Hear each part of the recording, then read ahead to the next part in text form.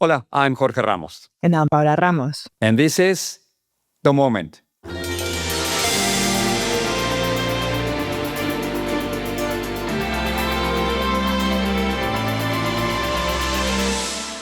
Paola, todos lo sabemos. The world right now is concentrated on the war in Iran, but the attention in Latin America is shifting towards Cuba. President Trump said that change is coming to Cuba in as little as 2 weeks. 2 weeks. Yeah. This is what the president said. We'll be together again soon, I suspect, celebrating what's going on in Cuba. They want to make a deal so badly, you have no idea. So what does all of that mean, right? I think there's so many people saying different things about Cuba. And today's episode is really about understanding what the Trump administration is eyeing on the island, what type of change they're envisioning. But I think more than anything, Dad, it's about really understanding what all of this means for the Cuban people on the island who right now find themselves in the midst of this huge economic and humanitarian crisis, right? I think many of you listeners may have seen images on your social media pointing to the garbage on the streets, but Cuban people right now can't find food. They can't access basic medicines. There's been power outages, and so they're struggling in this moment. To really understand this story, we're going to talk to two journalists who know it best, right? We're going to start with Nora Gámez Torres. She's joining us from Miami. Miami is, of course, the heart of the Cuban exile community. Nora Gámez Torres is a reporter for the Miami Herald and the Nuevo Herald, and she has been consistently breaking news, consistently giving us scoops about what the U.S. and Cuba relations, these developing relations, look like. And Jon Lee Anderson, he has covered Cuba for decades. He has been to the island more times than he can remember. And his articles have shaped policy and debates in Latin America. So our conversation about the imminent changes in Cuba with Jon Lee Anderson y Nora Gámez Torres, cuando regresemos. Nora, un placer hablar contigo. Paola y Jorge, aquí contigo. De verdad, gracias por ayudarnos. Muchas gracias. Gracias por la invitación, Jorge y Paola. Claro, no, welcome to The Moment, officially. Y like my father said, you've been doing exceptional reporting about Cuba. You have some of the greatest scoops. And so what I wanted to do today is really start with the breaking news. Now, as you know, on Friday in an interview with CNN, President Trump said, and I'm quoting him, that Cuba is going to fall pretty soon. And then he said, they want to make a deal so badly. Of course, he's referring to the regime. So I want to take a step back for our listeners, particularly those that have not been following Cuba and the United States relationships for the last couple of weeks. When does Cuba suddenly become the administration's top foreign policy priority? Well, I think that even since the transition, like the Trump transition, like people involved with the administration have been thinking and planning, like how to make the regime in Havana fall. So this has been going on for months, even before he took office, and then it kind of looks like it was part of the plan in going after Venezuela, in the sense that the president himself telegraphed this when he said, Cuba, fell into my lap after they captured Venezuela's strongman Nicolas Maduro.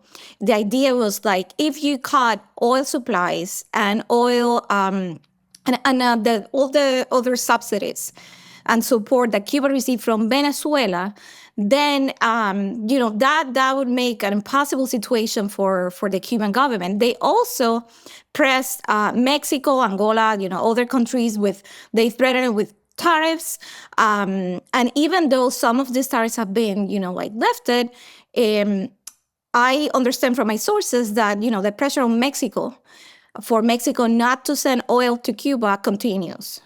And I've been told that Mexico is not going to be sending oil to Cuba.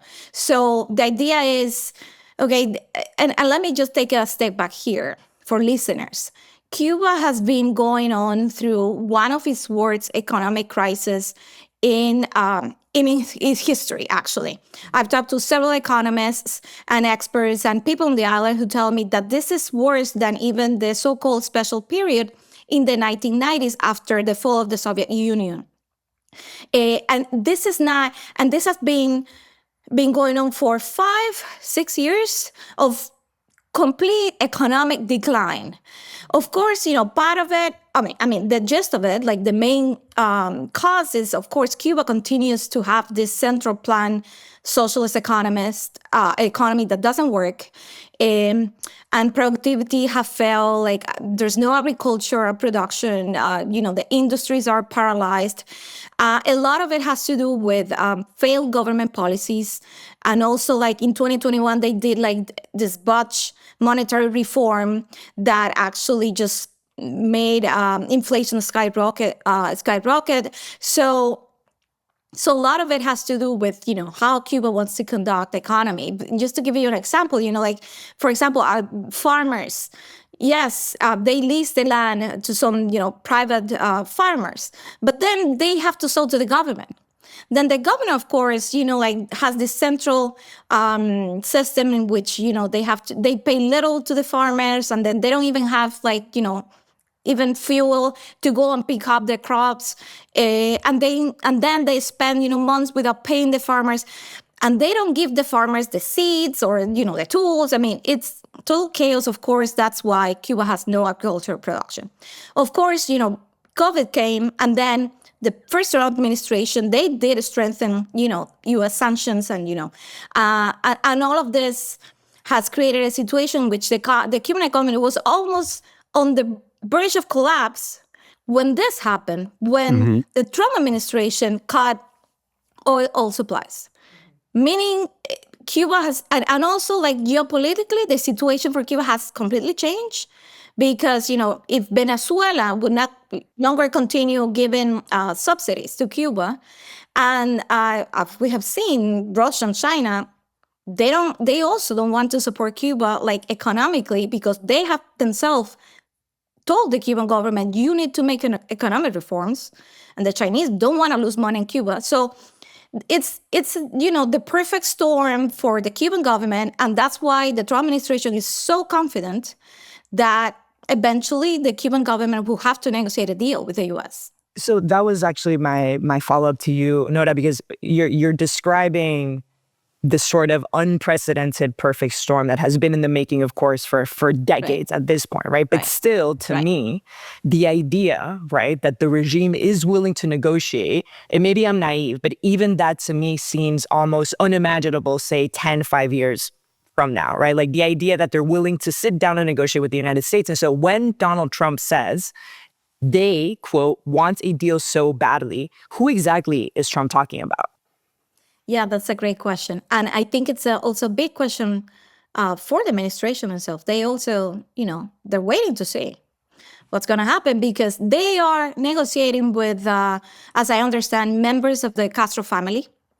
There has been some talks, with kind of the formal government, like diplomats and so on. We, for example, were able to confirm that members of Secretary of State Marco Rubio's team met face-to-face with the grandson of Raúl Castro, Raúl Guillermo Rodríguez Castro, in St. Kitts, on the sides of the CARICOM meeting. That is, of course, unprecedented. And it has created a lot of, noise and, concern here in Miami. But at the same time, the Trump administration chose to engage in talks with him because, first of all, he's a member of the Castro family. He is thought to be like Raúl Castro's, closest aide. And by the way, Raúl Castro, even if he has no formal title anymore, he's not the president, he's not the head of the Communist Party, he's still Cuba's ultimate, authority. So the Trump administration thought to engage with the grandson as a way, of course, to engage with Raúl Castro himself. But there's also this grandson in particular, it's believed to be very much involved, and I got that also from my own sources, with GAESA, in a Spanish Grupo de Administración Empresarial, SA, which is the largest Cuba's, conglomerate, and is run by the armed forces. So, and they have, we reported, the Miami Herald reported on secret financial documents showing that this big military conglomerate had as of March in 2024, they declare in their secret accounting documents to have like 18 billion in assets, in current assets. So Nora, this is este es el cangrejo, right? We're talking about el cangrejo. Yes, the crab, Raúl like Guillermo known Rodríguez, in Cuba as the crab. So he's the grandson. He's the grandson. He's also the bodyguard for Raúl Castro, right? And his aide, yeah. Yeah, because you recently wrote that dictator Miguel Díaz-Canel is seen as an obstacle in the conversations with the United States. And just yesterday, I was reading the New York Times. They're reporting that the DOJ is preparing to prosecute Cuba's leaders for drugs and violent crimes. So what's happening within Cuba? Is El Cangrejo in and Díaz-Canel out? Are they willing to sacrifice Díaz-Canel for these negotiations? Well, that's the main question. And that's the main question that even, Trump officials and people in Trump's orbit has. Like, they're negotiating with El Cangrejo, with the grandson, but there's a big question whether, they're going to do what the Trump administration want them to do, which is getting rid of, this failed formal leadership that they have and put someone in charge that could engage with the U.S., just as, Delcy Rodriguez, Maduro's former vice president, is currently doing in Venezuela. That's the gamble, that's the bet. But it's still a bet, it's a big one. Because, in the surface, publicly, we still haven't seen any signs of, a crack in the leadership. Cuban government officials, they keep, blasting the U.S. They kept, just recently, Díaz-Canel went and signed the condolence, book for, the Ayatollah Khomeini, who's eliminated, killed in this military operation in Iran. So far, we haven't seen, any public crack, but that's the bet that, like the Castro family would negotiate, and we will have to see if they're willing to sacrifice Díaz-Canel, which is, it's possible. You can do it. They have done that in the past. They have sacrificed, some of their own when it has been convenient. But of course, it would be like, experts and Cuban analysts, they told me that would be like a major concession to the U.S. because they open the economy, but keep the political system. I mean, in a way, the Venezuela model. Kind of, yes. And that's going to be interesting to watch here how that play out in Miami, because that's probably, I already reported that I've been talking to a lot of people here in Miami, but, activists, lawyers, people in business. They're all pretty much concerned about this model in Cuba because what they really want to do is regime change. The thing is but the administration is thinking, well, if we do this economic opening and we make Cuba dependent on the U.S., because that's what they want to do, then, that will give us leverage to control, basically, what they do on the island, eventually, open up also, like, the island for political changes. That's a theory.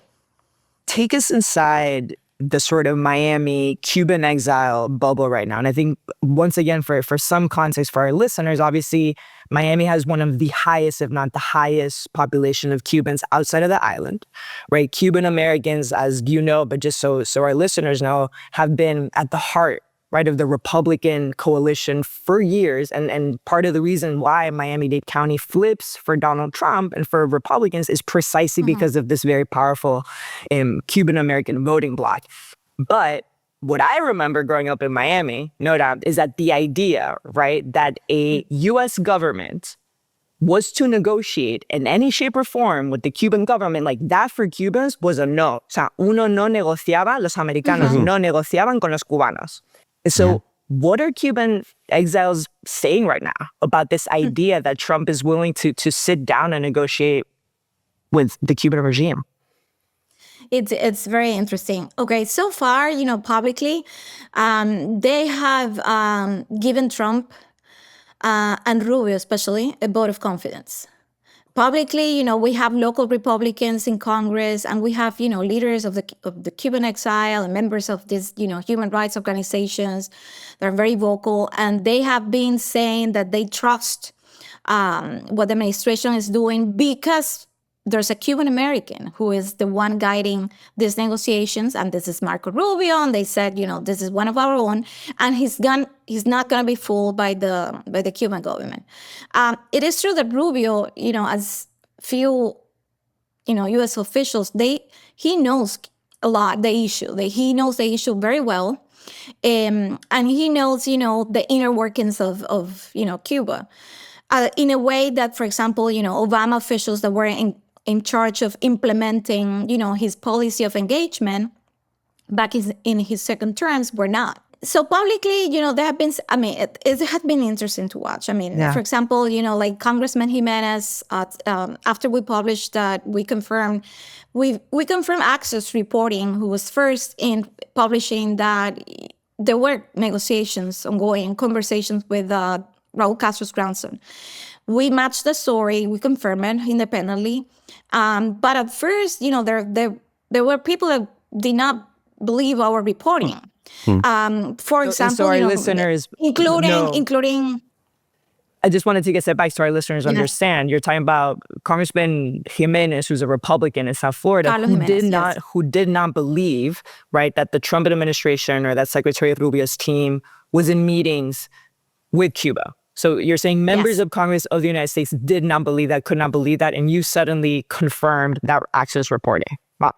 Yes, he went public on the radio, saying no.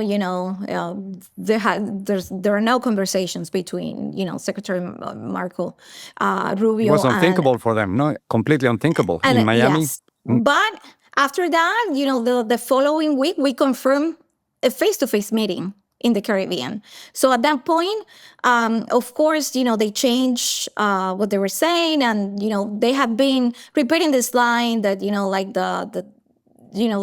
Cuba's not going to be fooling Rubio, and we trust Rubio. That said, they have been pushing for a hard line, and they have been pushing for regime change, not indicting Raul Castro in particular. For the shooting of the two planes of the Brother to the Rescue in 1996, where 4 people were killed, 3 American citizens and 1 resident. So, and I think, it looks like, of course, like Florida, it's reopening the investigation, and it looks like, the DOJ might be trying to get, some start. That might also work as a concession to the Cuban exiles from the administration point of view, and also like a source of pressure, actually, for the Castro family to quickly reach a deal with the U.S. Talking about timing, Nora, I think this is important. You just reported in the Miami Herald that Trump says that change may come to Cuba in as little as 2 weeks. 2 weeks. Yeah. So Yes, and then based on your reporting, what does that mean? Are you thinking military intervention? Change means a cooperation agreement. 2 weeks is nothing. He's basically just waiting for Iran to calm down a little bit and then jump into Cuba. At least that's my perception. That's what he was saying at the White House when, the Inter-Miami team, they were invited there. And Jorge Lionel Mas. Messi on the background. Yes, and Jorge Mas, who is the son of, Cuban exile leader Jorge Mas Canosa, he was actually telling Jorge that he would soon be able to go back. Yeah. So, yes, when we first saw that, we were surprised. Is this going so fast? We published what he said.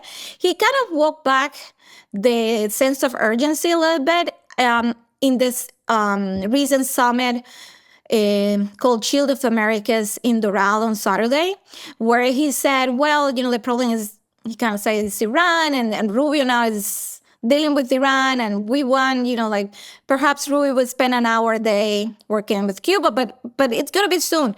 I think part of that's what people are telling me. Maybe what's behind his thinking is that experts on energy in Cuba, they're telling us that if there's no oil coming into the island as of, end of March, we're going to have a situation in which there's Cuba is going to run out of their reserves. And that's going to happen, in a few weeks.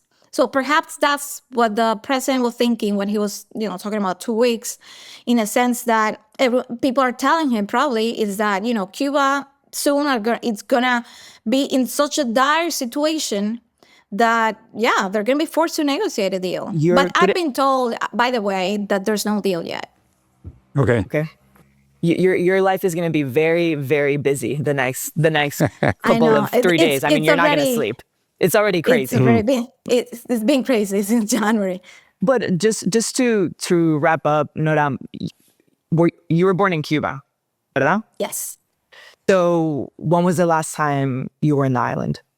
Well, actually, the Cuban government has not allowed me in since President Obama visited Cuba. So it's been an ongoing problem. I mean, I have requested several times for, journalist visas, and they have refused. So I basically, base my reporting on, talking to people on the island. And thank God, for the internet and social media, because otherwise that would have been like this job very, very difficult. And also because, of course, I'm based in Miami and that there's so many people coming from Cuba and going and back and forth. I mean, that's how I've been able to do that. But just before I go, I also wanted to put the other side of this story out, which is the horrible humanitarian crisis going on the island. People are desperate, honestly. I mean, blackouts now can last more than 1 day. And the problem with the lack of fuel right now is that you need fuel to pump water. You need fuel, to move the food. So this is having a tremendous impact on Cubans on the island. The images of streets covered in garbage in Havana, but not in the periphery. It's like in central Havana, in Vedado, in Habana Vieja or Havana. It's really terrible. So the sense that I'm getting from Cubans on the island is that whatever the administration want to do, they want it to be quick. Yeah. Because they don't believe, they can endure so much suffering. They don't want another Mariel, right? They don't want another Mariel boat lift. I mean, they're so afraid of that.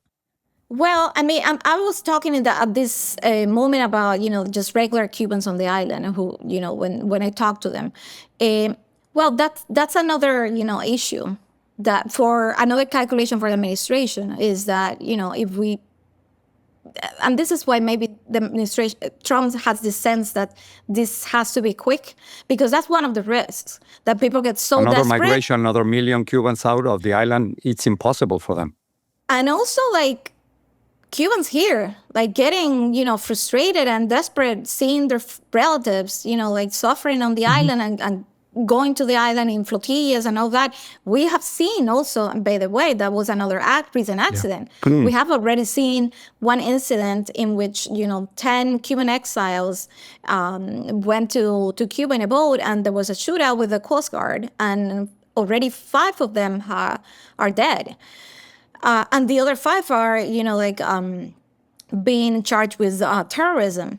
So the potential for this situation to get explosive and worse, it's all there. You have people on the island that have no food, no electricity, no water, and then you have people here, learning about the situation on the island.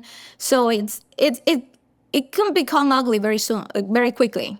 Let me ask one more question, that just because I'm very curious, and that's what I was trying to get at with this last question, which is that this must be very personal and emotional for you as well. No, not just as a reporter, not just as someone that is completely sunk into the reality on the island in Miami, but for you personally as a Cuban exile, how are you living this moment?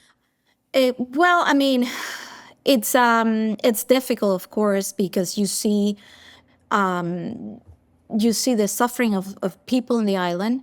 At the same time, you have to really kind of try to be more objective in the sense that you also need to understand what's the thinking of an administration, or how they see, and they see things very different. They see things through the lenses of what's in the interest of the U.S.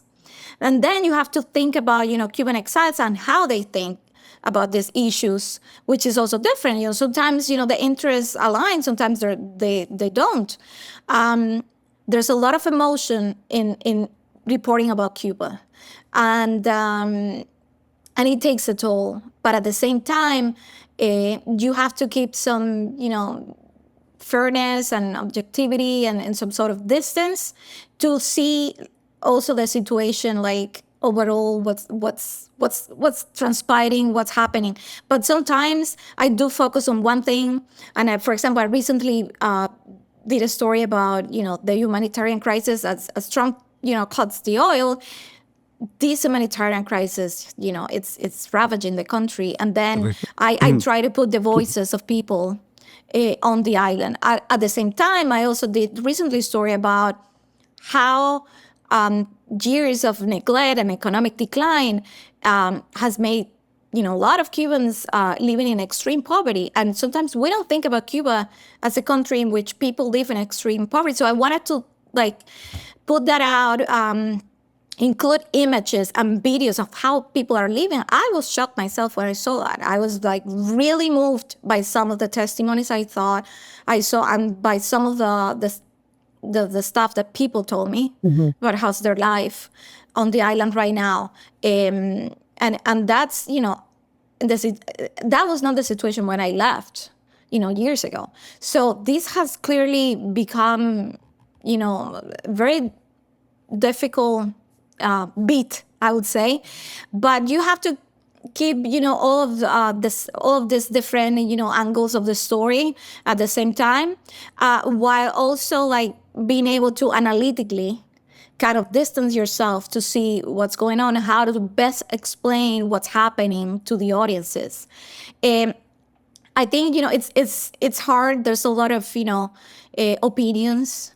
And I think, at this point, I talk to everyone. That's the thing. So that's why I never, I just don't use social media to voice my opinions, because at this point of time, what I need to do is being able to talk to everyone.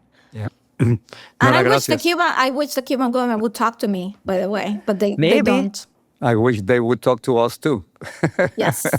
Nora, thanks so much for this conversation. so much. Muchas gracias. ¿Verdad? Thank you so much. Thank you for inviting me. Keep it up, yeah. All right, so we're going to continue our conversation about Cuba. Now, Jon Lee Anderson is joining us. Jon has been to Cuba so many times, I'm sure, Jon, that you don't even remember. But at this point, it's a little cold in England, I guess, right? That's right, it is, yeah. Rainy and cold as usual in England, yeah. Yeah, but you were in Cuba just recently. I was there until late January, early February. So I was there as this crisis began. Mm-hmm. So maybe that's my first question, Jon. I want to know what's happening right now in Cuba. Of course, the context is this: for the last 5 years, more than 1 million Cubans have fled the island, and I've been watching, as maybe you are, social media, many videos of people protesting on the streets of Havana, and I have no idea if that's true or not. I don't know if it's fake or not. And so how are things in Cuba right now? Are there protests? Is the government about to lose power? What's happening? Yeah, good question, Jorge. We have a kind of distorted view of things in this age of social media. So you're right to ask that question. I also saw, a feed of people banging pots in one of the suburbs of Havana the other day. It was in an outlying suburb. And I asked a friend yesterday if there had been cacerolazos, the banging of pots in protest against the extended blackouts in her neighborhood. And she said, no, Jon, here everybody's old. Most of the young people have left. It's just old people like me sitting at home. We don't bang pots. So, I think it depends on where you are in Havana. The things have definitely gotten worse. When I was there a month ago, it was unusual, the extent of the apagones, the blackouts. They were lasting 12 to 18 hours, depending on where you were in Havana.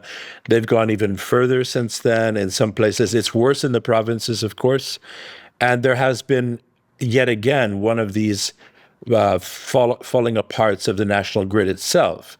So they've been out of, completely without power for 24 hours or so. This happened just a couple of days ago. By now, Cubans are used to this. This reminds me of, in a way, there are differences, but it reminds me in a way of the period in the early 90s when I actually lived in Cuba, when the Soviet Union cut off its support, imploded. And so 35 years of pretty generous subsidies ended precipitously. Cubans, the amount of fuel oil they had to light the country fell by 90%. I was double checking the statistics recently, just a couple of days ago, and it seems that they were operating on 10% and I remember that because we had regular blackouts. In my case, we had no running water. We had to get water from a cistern truck from the Cuban Atomic Energy Commission on the sly, a moonlighting driver once a week, and things were bad. People in the countryside, oxen replaced tractors. Fidel Castro at the time imported a bunch of Chinese flying pigeon bicycles. You might remember that. They've started riding bicycles again in Havana. One thing I did notice this time was that people were having difficulty with cooking. And in the time since I've left, I know that people in some parts of Havana have resorted to cooking with wood in the street. I saw that. Yeah. It's inexorably getting worse. And the unfortunate thing for the government and for the general kind of morale, I think, is that the Cuban government has no means to alter the situation. So, it's in a corner. All it can say is that the sanctions, which are now real, the oil sanctions, you have a kind of naval blockade of Cuba, are causing this situation. And so, as each day goes by, we're going to see the situation worsen. And then we will probably see the day in which some kind of deal is struck. It'll be initially an economic deal in which the U.S. provides some concessions to Cuba in return for a kind of economic opening from the government. That's what I'm expecting. Yeah. So you've said, I think rightly so, no, that in many ways the situation has been bad, obviously for many years. But I'm really curious to understand the true tipping point for those Cubans that have refused to leave during all these years, right? And I think you wrote something that really stuck with me about your current reporting on Cuba. And you said, and I'm quoting you, Jon, you said, "It is as if the convergence of penury and capacity and decline has finally become impossible to ignore."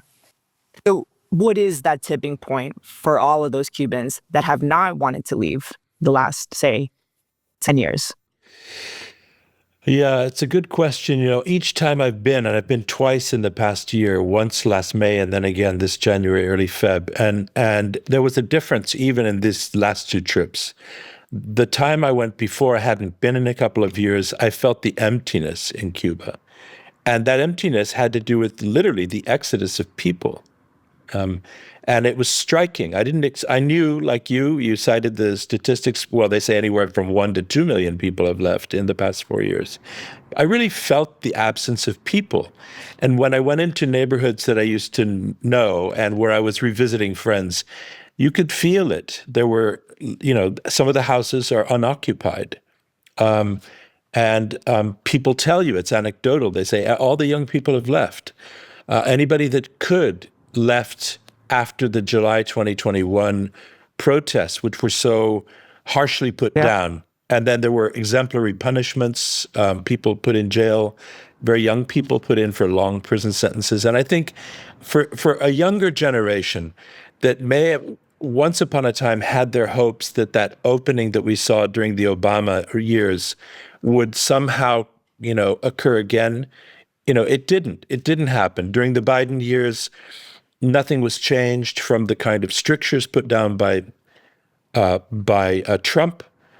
The Cuban government itself appeared to be intransigent and didn't want to open up more private enterprise. Clearly, there are forces on the island that fear losing control if, there's too many entrepreneurs, Miami money, and so on. And so you had this kind of stasis. And after those protests in 2021, it coincided with, the end of COVID, which also really crimped things in Cuba and caused a deterioration, really serious deterioration of its health services and the tourism sector. Few people, it dropped off hugely. There's 60% drop off in tourist arrivals in Cuba. Its agricultural, production is gone. So it depends on arrivals. And one thing and another has led to this situation where so many have left. 40%, I gather, of all Cubans now exist off of remittances from their relatives living abroad, including a lot of those youngsters, people with skills who've left. And that's just the way it is. The government is increasingly in a situation of appearing to be the emperor with no clothes. It can't. Once upon a time, daddy provided for the family. Now it can't. So I think there's a loss of morale. And I would say the big difference between last May and this trip was everybody's aware of what happened in Venezuela. So they're also aware. Nobody expected the kind of solution that the Trump administration found by finding people within the government there, the Venezuelan government, to work with it. And I think that shocked and surprised people, but has also sent a message in Cuba that, maybe something can be worked out. It doesn't have to be, on the one hand, you may have military people thinking, maybe we can survive here if we do a deal with Cuba. On the other hand, there's people on the street thinking, why can't we just have a normal life? Why do we have to put up with all of this? So let me ask about the deal that you were talking about, Jon. So Trump has suggested, obviously, that the Cuban leadership is willing to negotiate. But I follow Cuba, probably not as close as you, and it's not in their DNA to give up power. No. They're not going to, publicly, they haven't given, not even an inch. So what kind of deal are we talking about? To open up the economy, but they would stay in power? As you know, in the Exile, that would be completely unthinkable. So, yeah. And then another Venezuelan solution, just take out Diaz-Canel and put somebody else. Is that, how do you see it? What kind of deal are we talking about? What I'm seeing is the most likely scenario is some kind of economic deal, mutual concession. So, in other words, if the U.S. provides most of the food and medicines that go into Cuba through its licenses to a handful of entrepreneurs, it's also now given them the concession of importing oil to keep their enterprises running. Not the state, but these private enterprises. So they're empowering the private sector.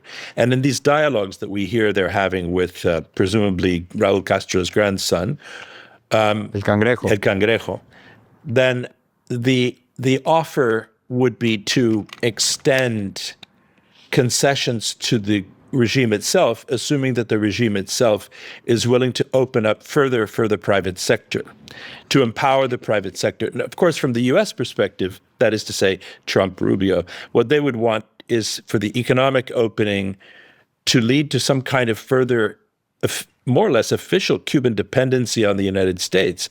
They may be willing to extend oil sales to Cuba, but Cuba would have to go into debt to the United States in order to... But no transition to democracy. In other words, we're not talking about democracy in Cuba, right? We're not talking about, I think, many political parties looking for who's going to be the winner. Where you and I and all of us can see it more realistically occurring is the economic head of this dialogue. No military intervention, Jon. No military intervention.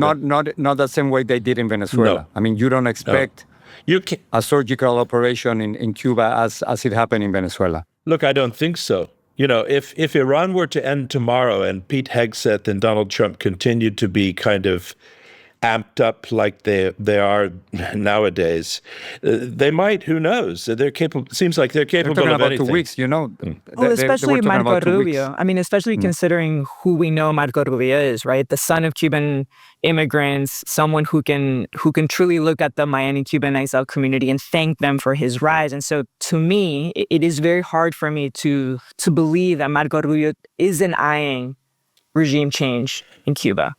I think At the end of the game. I agree. I think that Marco Rubio would like to see a transition to some form of democracy. I think, as we've seen with Venezuela, that's less important to Donald Trump. He could care less about democracy.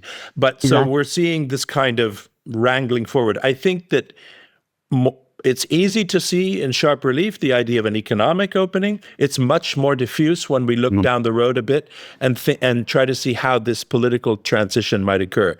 Various people have suggested scenarios to me, including naming a kind of Delcy figure from the regime, plucking a kind of technocrat. Díaz-Canel only has 2 more years to serve before he has to leave office, according to the Cuban Constitution. That could provide a kind of roadmap or a timeline in which something could be worked out. But imagining that the Cuban Communist Party or the military, which controlled the island, would be willing to see a multi-party democracy right now, it's hard for me to visualize as well. And nobody on the island, frankly, or people near the Trump administration, whom I've talked to in recent times, have outlined any realistic picture of that. But I think they're hoping that this kind of softer coercion will work. Mm-hmm. Mm-hmm. You're saying, Jon, that meaning the Trump administration, hasn't really outlined sort of the holistic picture of all of it. But how does then Cuba fit into the Trump administration's larger foreign policy goals, right? Considering obviously what they did in Venezuela, ousting Maduro, the extrajudicial killings off the Caribbean coast, obviously starting a war with Iran alongside Israel, targeting drug cartels in Ecuador. How does Cuba fit into their story? Look, for Marco Rubio, I think it's the hope diamond in the tiara, obviously, Cuba. Yeah. And to a certain degree, for Trump, the idea that this island, 700-mile-long island that's been a thorn in the foot of the United States for almost 70 years, could somehow be taken over and turned into, the Trump Varadero beach resort and string of hotels or some variation, is very appealing. But I think that interestingly, of all of the three revolutionary states that they're going after at the moment, Venezuela, Iran, and Cuba, the Cuban one is the one where they've shown the most serene approach. On the one hand, it seems that they have intelligence that suggests that, and obviously the blackouts and the lack of fuel oil help bring them to this conclusion. But I think they feel that they're in a position where they will begin to negotiate economically by talking with someone of the new generation. It may be a post-ideological generation, the Cangrejo generation. They may feel that they have a flying wedge there to begin to negotiate scenarios that they have yet to share with us or make public or even visualize themselves, which could include a kind of political transition to a multi-party democracy. Very quickly, 25 years ago, when before the Elian Gonzalez case, you remember the young boy, when the Pope came to Cuba, Pope John Paul, 1998, there was a period there where the Catholic Church, and once again, we hear that the Vatican is involved in maybe side discussions. There was a period there where Fidel seemed to have lifted the lid on the possibility that there could be multi-party participation by other actors. There was a period there between 98, 99, 2000. It ended with the Elian saga, where I was meeting with people in Havana who seemed to represent the future political parties. None of them dared say that about themselves, but they were. I was sure, the refried Marxists, the Social Democrats, the Christian Democrats, and others.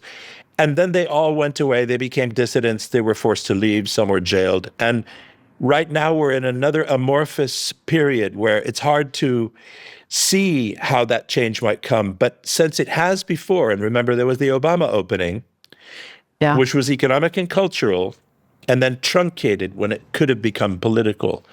We could be in a moment like that again. It depends on how well they carry it off. I think the Miami Cubans. It's an end of an era, an end of the era of the Fidel and Raúl Castro. Yeah, because it's a post-ideological moment.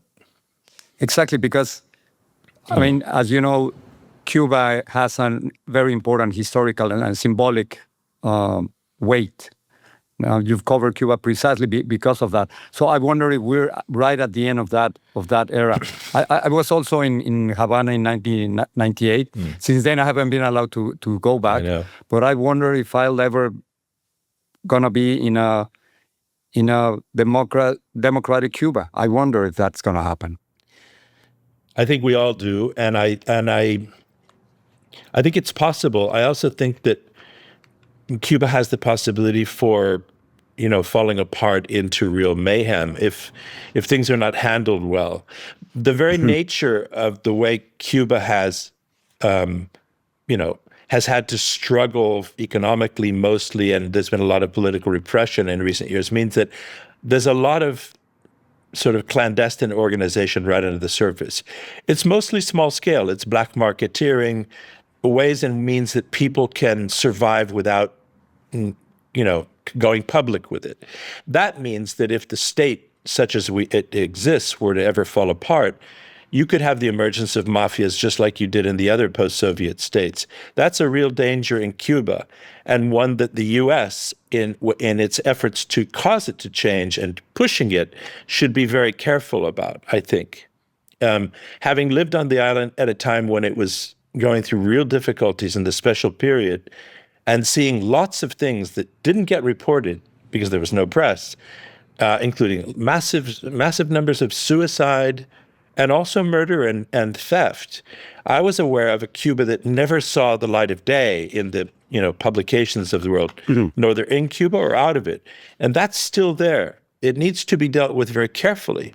This is a society where people have been forced to resolver, to make ends meet by whatever way, and become very streetwise, and so in finding a way forward for them first to breathe again, to have the lights on in their house, to have some basic dignity in the economic arena, to then lead towards something more, something civic freedoms.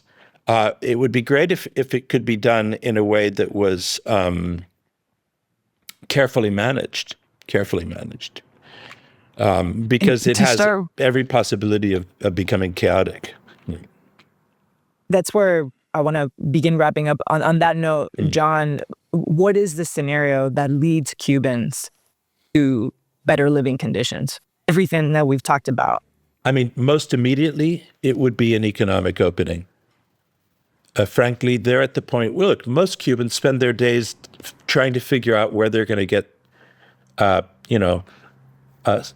rice, water, lights. Do they have candles?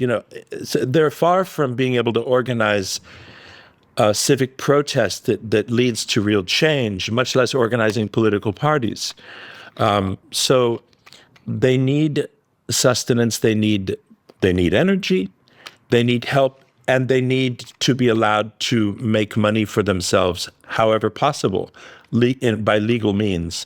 It needs to be brought into the family of nations at the same time as conversations need to be begun to, on the one hand, I think, preserve the dignity of the Cubans, who also have this strong, nationalistic backbone. It's kind of what defines them, and also makes those who have failed Cuba, which includes the custodians of power, see that their time is over.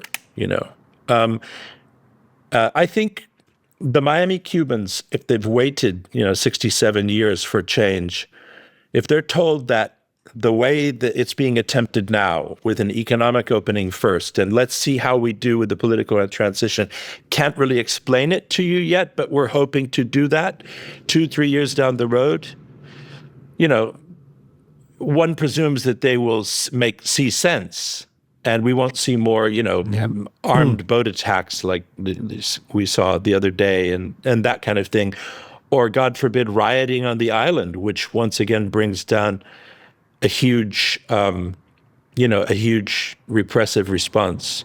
I think the next few months are really key, Paola. I think, there's an old saying in Cuba there's two famous old sayings in Cuba. One is that todo lo malo viene del norte, everything bad comes from the north, and the other is that everything really pops in August, the hottest month of the year. Yeah. Of course, sometimes it happens in July, like it did in 2021. But this summer, if there hasn't been some kind of flexibility on, I think, both sides, the Trump administration side and the Cuban government side, to give some breathing room to the Cuban people, we could be seeing problems in the summer. Yeah. Jon, thanks so much before we let you go, I was wondering, why have you spent so much time on Cuba? What is so appealing about Cuba that you spend all your careers, decades, just covering the island? Well, I've done a few other things too, but I've occasionally just a few others. Occasionally been pulled to the Middle East. Right now I'm thinking Iran, oh no. But I don't know, Cuba, there are countries that get under your skin. And one of the things about Cuba is that it's an oral culture. They're storytellers. And I realized, I've wondered myself, and it's something about these storytelling cultures. There are societies that are kind of mute. They don't talk about themselves. But the Cubans do. And, they're kind of larger than life. And even beyond the revolution and all of its history and its links with my life and my country over the past, all these decades, it's just a fascinating country where people talk and they have great stories to tell. And it's a unique society, and I've always found it really stimulating and compelling. I like Cubans. They get under your skin.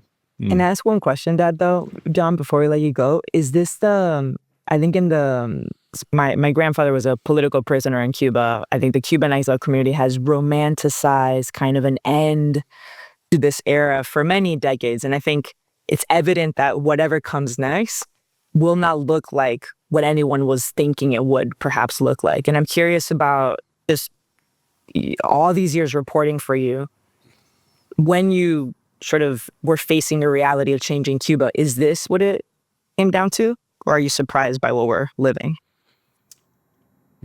No, it's a really good question. Neither. I always had a sense that when Fidel died, Cuba's destiny would really change, because the mythos, the mystique of Fidel, which held the island in thrall for so many decades, has gone, and that it would become a big island in the Caribbean again, and that's both increasingly true, and not for the reason I just told you that tried to explain, which was that this kind of narrative quality of the Cubans, to be able to kind of mythify their lives, their legacy, their patrimony, their history. They have a unique ability to do that, to talk the hind legs off a horse. So I don't know. But yeah, I mean, this kind of denouement, this end game led by Trump and Marco Rubio, I couldn't have expected this. No. Oh, yeah. I was expecting after Fidel died that there was not going to be castrismo without Fidel. And look, it's 2026. Yeah. Jon, gracias. Thank you so much. Thank you so much, Jon. Great to talk to you both. Bueno, Paola, no sé qué pienses, but it's so interesting. We've been having this conversation for decades, no? You were born in Miami. I've been living in Miami since 1986. And I still remember, since I arrived in Miami, the conversation about Cuba becoming a democracy has always been everywhere. And I remember when Fidel Castro died, that many people here in Miami were saying, no, it is impossible to have castrismo sin Castro. And obviously we have castrismo sin Castro. First it was Fidel Castro, and then it was Raúl Castro, and now it's Miguel Díaz-Canel. So that conversation is always present. But now when I talk to my Cuban friends, they think, Paola, they sense that it is closer than ever, that the possibility of change in Cuba is coming very soon. I think that was one of my takeaways, and I've been thinking about this for a long time, right? What change seems to look like is not at all what I think the Cuban exile community reporters and even ourselves would have ever envisioned, right? You're right. I grew up not just in Miami, but with a Cuban exile family, with a grandfather that was a political prisoner under the Castro regime who had to flee the island. And so my entire life, Dad, has been truly revolving around this moment, this idea that the Castro and the communist regime will one day fall. And I keep thinking about my grandfather, these weeks, because when he died almost 3 years ago, one of his biggest regrets, and he talks about this in his book, is that he never once again stepped inside the island, that he left when he was 16 years old, knowing that él quería regresar, ¿no? He wanted to go back. Regresar.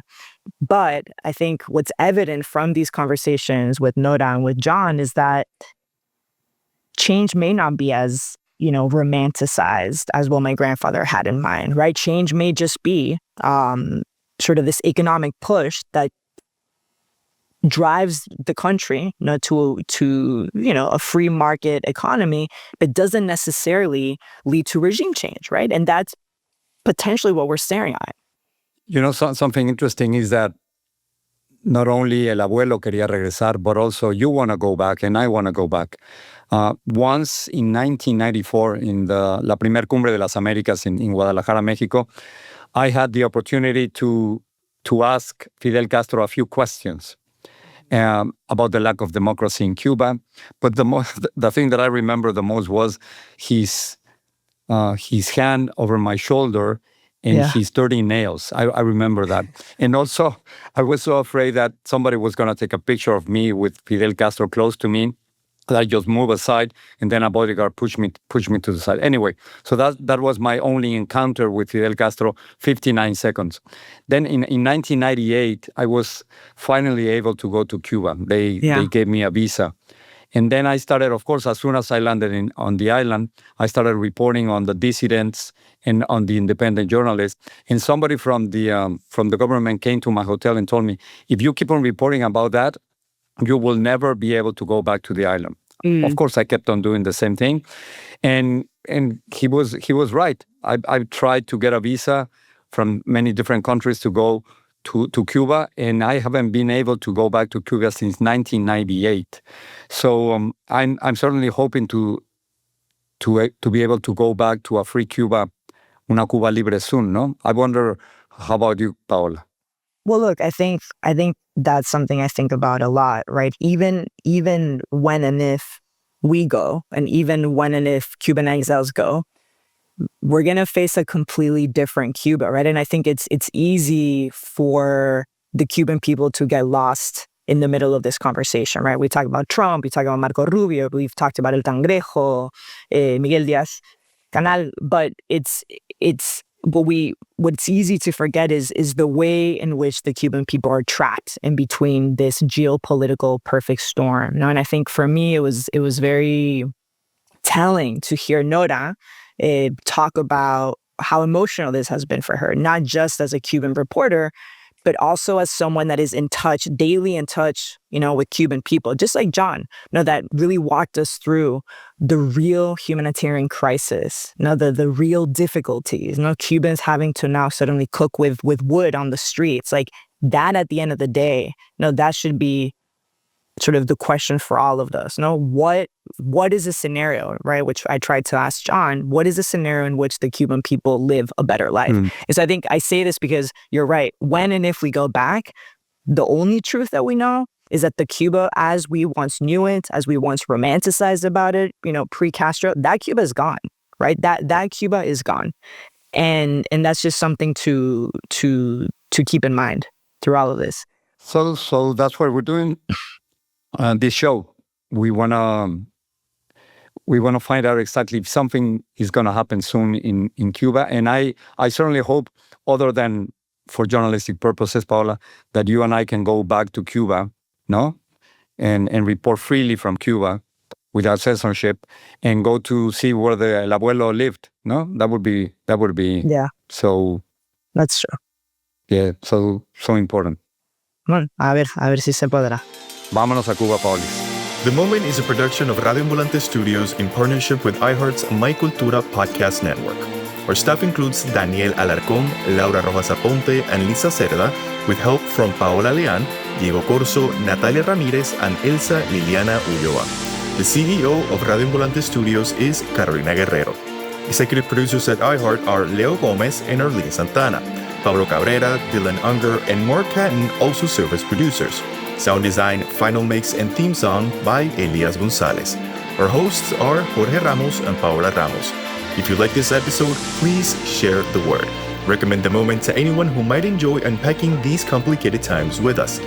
If you like The Moment, pero también te gustan los podcasts en español, check out Radio Ambulante Studios. Our shows, Radio Ambulante, El Hilo, and Central are really worth a listen. I'm Miguel Santiago Colón. Thanks for listening.